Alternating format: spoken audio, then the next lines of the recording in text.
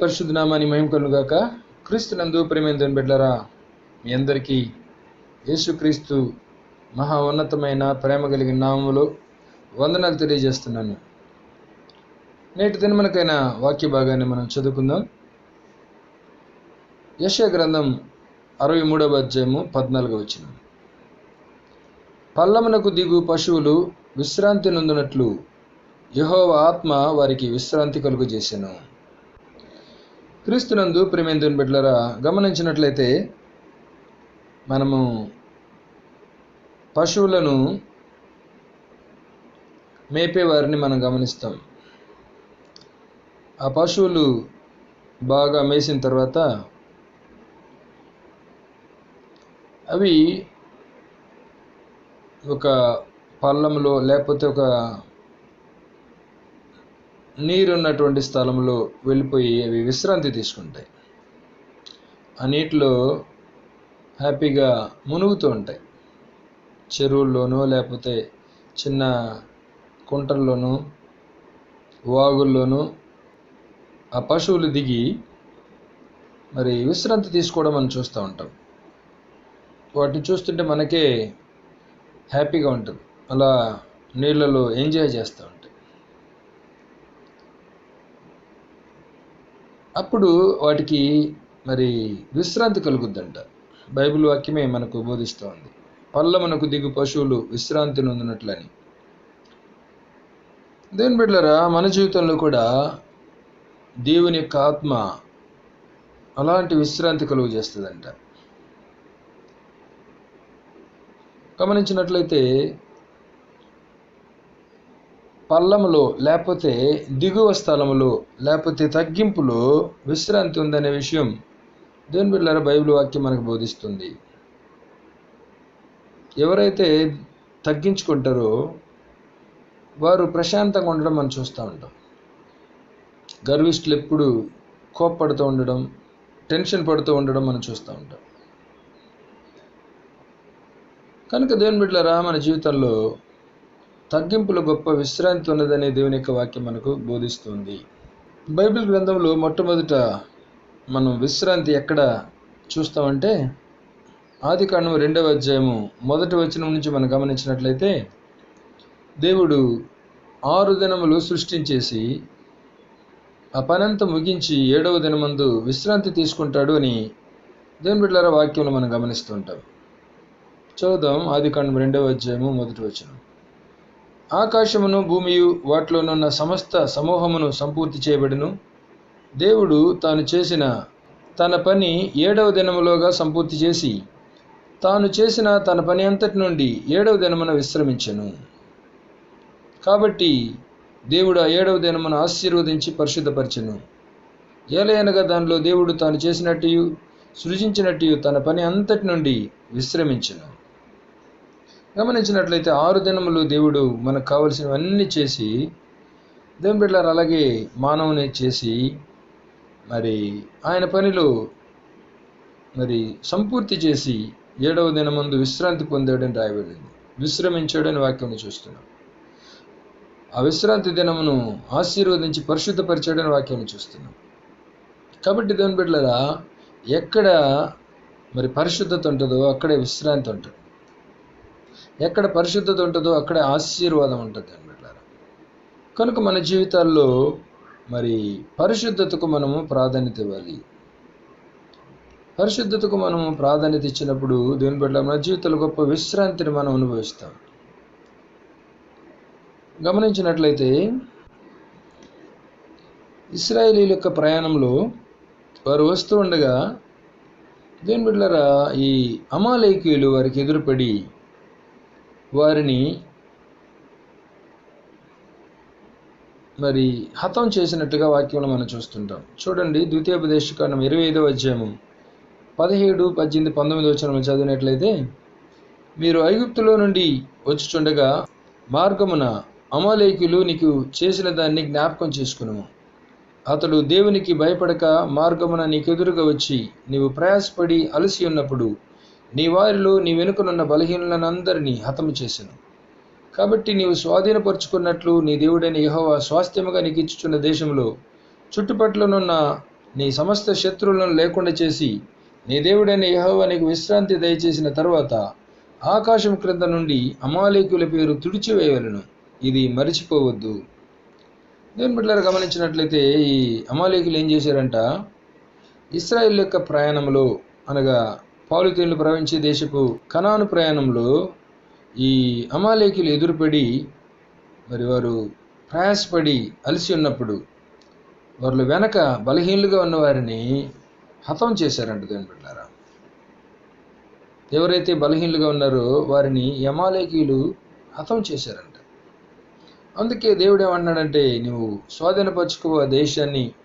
మరి స్వాధీనపరచుకున్న తర్వాత ఈ అమాలేకీయుల పేరు భూమి మీద ఉండకుండా మరి తుడిచివేయి, అది మర్చిపోవద్దు అన్నాడు.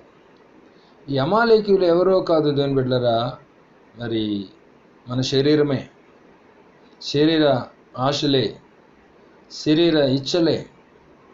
గమనించినట్లయితే అందుకే మన జీవితాల్లో మరి అమాలేకీయులని శరీర ఆశలను, శరీరిచ్చలను పూర్తిగా మనం చంపివేయవలసిన వారమై ఉన్నాం. ఏమాత్రం కనికరించకూడదు. అందుకే సౌలు రాజు కూడా ఇదే మాటలు చెప్పడం మనం చూస్తుంటాం.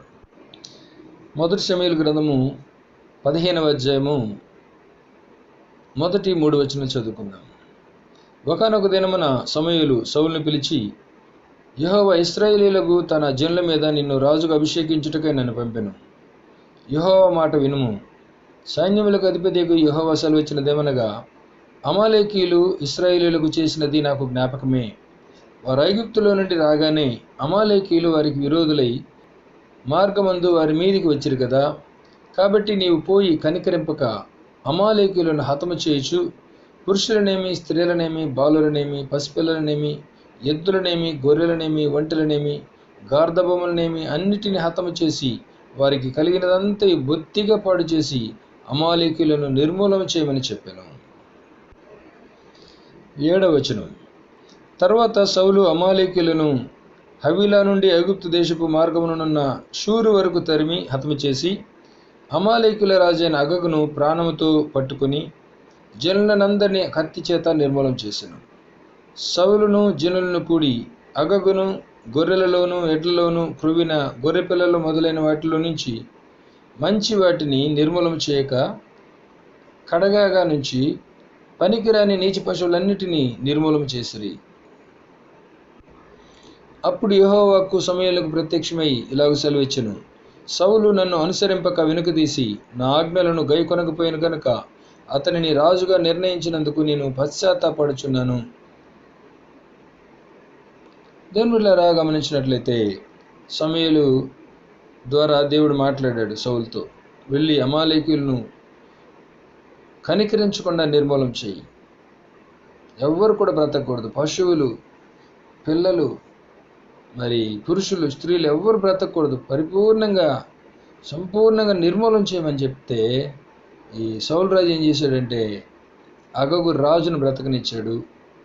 అలాగే పశువుల్లో క్రొవ్విన వాటిని, క్రొవ్విన గొర్రెలను, క్రొవ్విన ఎడ్లను దేవుని బిడ్డలారా బ్రతికినిచ్చి వాటిని తీసుకొస్తున్నాడు.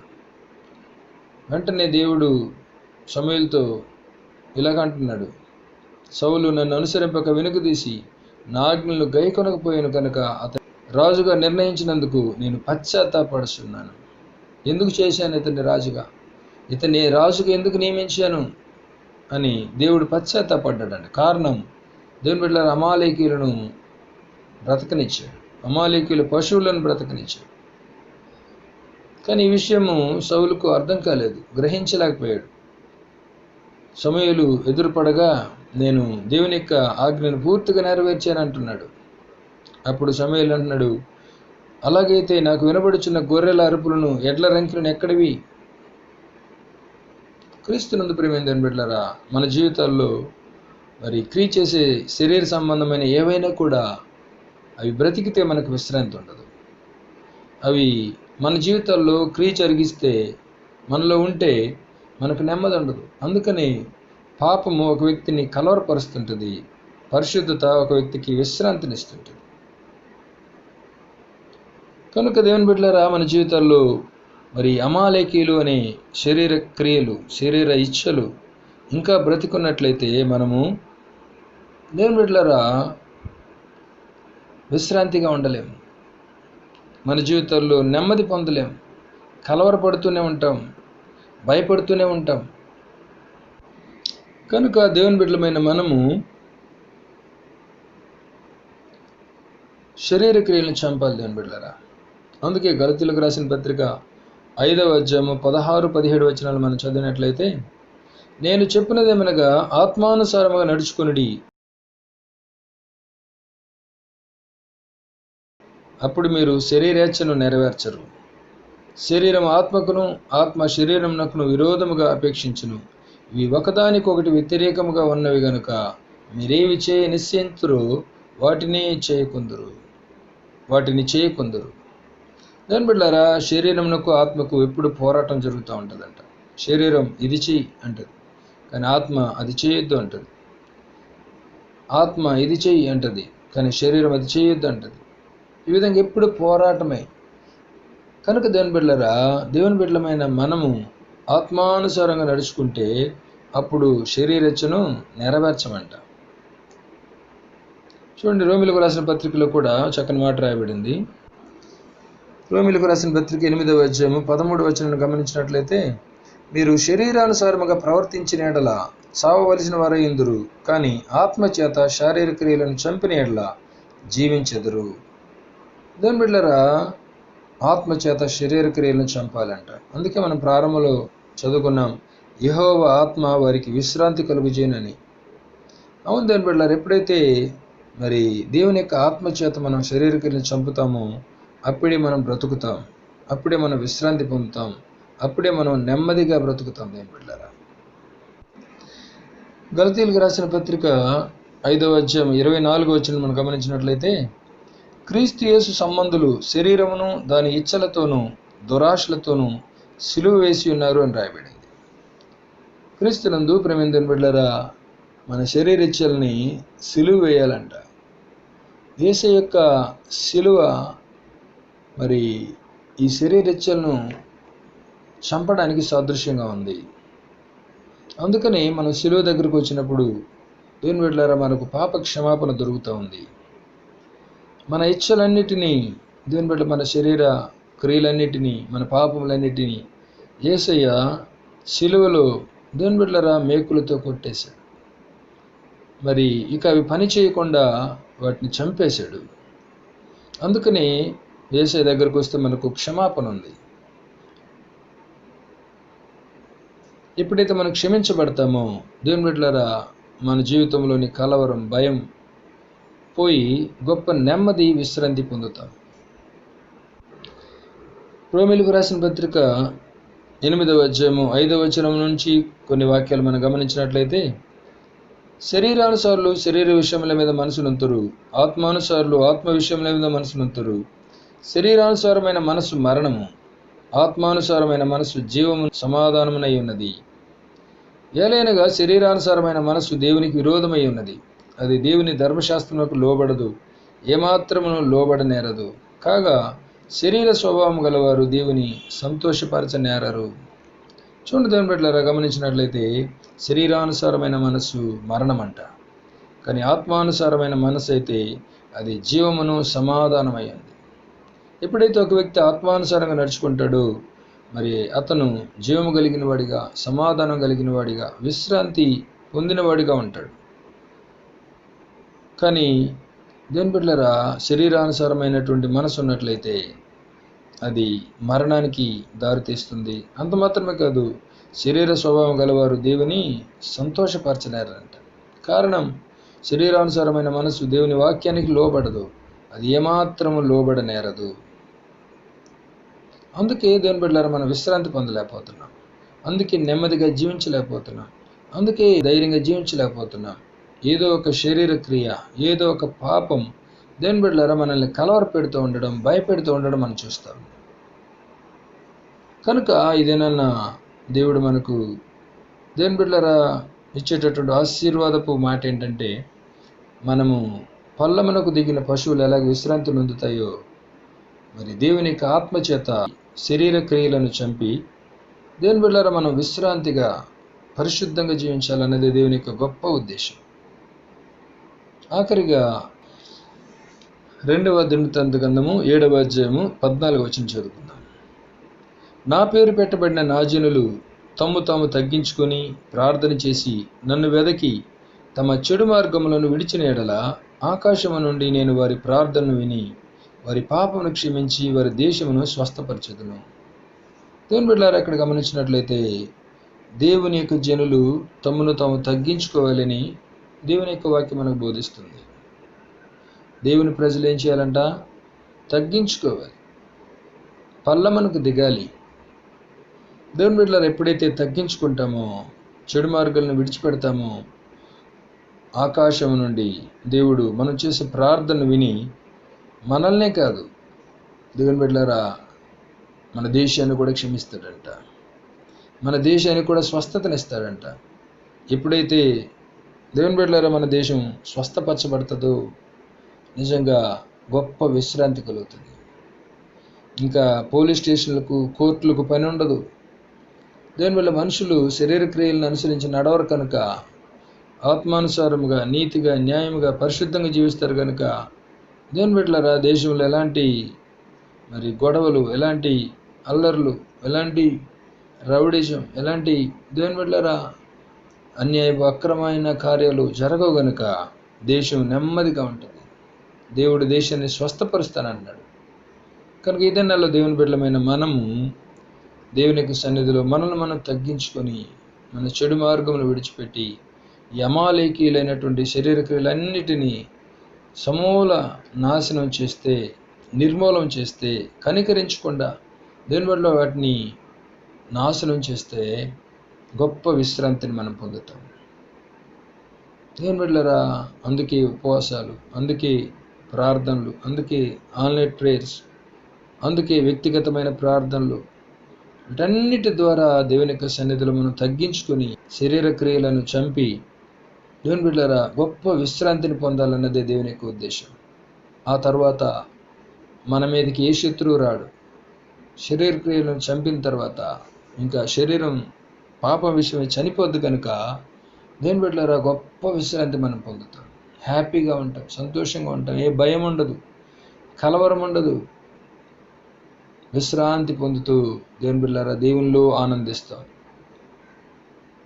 ఇదిన మందు మన జీవితాల్లో ఇంకా ఏ అమాలేకుడు పనిచేస్తున్నాడో దేవుని బిడ్డలారా గ్రహించి ఆ శరీర క్రియలను ఆత్మచేత చంపి దేవుని యొక్క విశ్రాంతిని, దేవుని యొక్క నెమ్మదిని పొందాలని దేవుడు మనతో మాట్లాడుతున్నాడు. దేవుని బిడ్డలారా మనం పరీక్షించుకుందాం. అమాలేకీయులను చంపనందువల్ల, గొర్రెలను ఎడ్లను బ్రతికించినందువల్ల సౌలు రాజును దేవుడు త్రోసివేసాడని వాక్యం చూస్తున్నాం. సౌలు రాజును దేవుని బిడ్డలారా రాజుగా ఉండకుండా దేవుడు త్రోసివేసి దావీదును నియమించడం వాక్యం చూస్తున్నాం.